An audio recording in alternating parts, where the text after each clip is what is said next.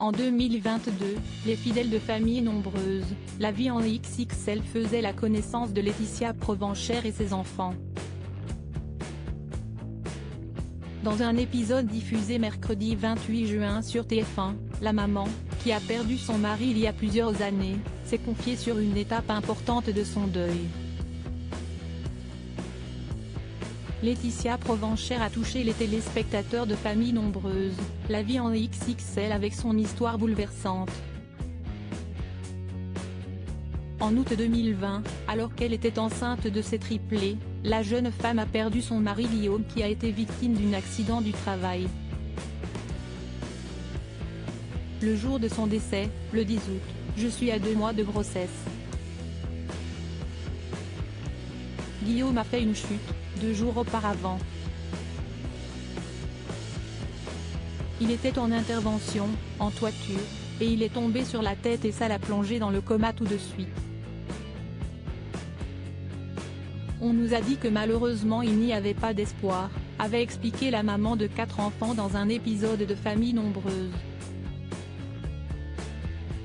Comme on était mariés, je dois, moi, en tant que femme, donner mon accord pour débrancher mon mari. Si est-il quelque chose que j'ai fait, accompagné de mes belles-sœurs et de ma belle-mère. C'était une décision à prendre ensemble.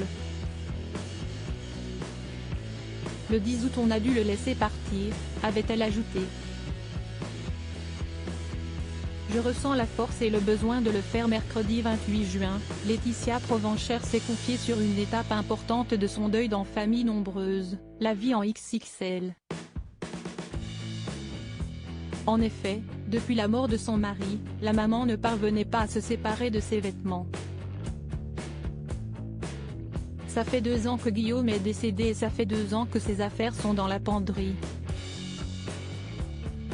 J'avais déjà rangé un petit peu, mais jusqu'à aujourd'hui, je n'avais pas franchi le cap de les retirer. Je pense que ça me rassurait.